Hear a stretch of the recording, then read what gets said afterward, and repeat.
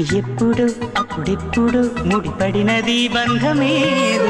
ఇప్పుడే ఇప్పుడిప్పుడే నీ మనసు చెప్పింది నాతో. బాణబిల్లు ఏదో మెరిసిందలా,